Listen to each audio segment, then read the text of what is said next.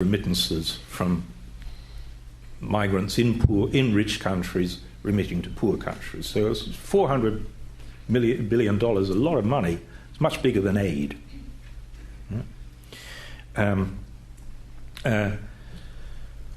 But a lot of the big remittances are going to China and India, just because there are a lot of Chinese and a lot of Indians.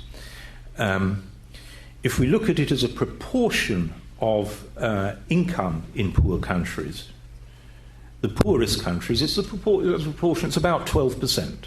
Sorry, it's about 6%. So it's there, but it's not huge. It's raising incomes of the people left behind by about 6% if we just treated the remittances and added it to the income. But of course that's exaggerating the effect, because if the people hadn't left, they'd be working and earning. So the typical remittance is about $1,000 per year.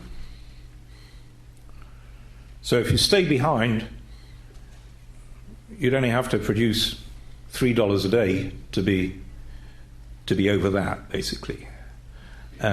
So in terms of the incomes of the countries of origin, remittances, I don't think we can argue that remittances raise incomes.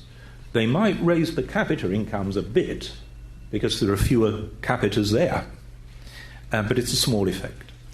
There is a more benign effect, which is remittances as insurance. And this is linked to the sort of spread of mobile phones, so that migrants are better able to stay in touch with their families in countries of origin, and so they're able to respond to news. And the key news is income shocks. And researchers have been able to establish that when families back home have adverse income shocks, the migrants send more money. Right? So that's a form of insurance, which is good as far as it goes. But I think the remittances are a sort of, basically they're a palliative rather than a driver of change. So the big driver of change would be the political processes, to the extent that it happens. Let me turn now to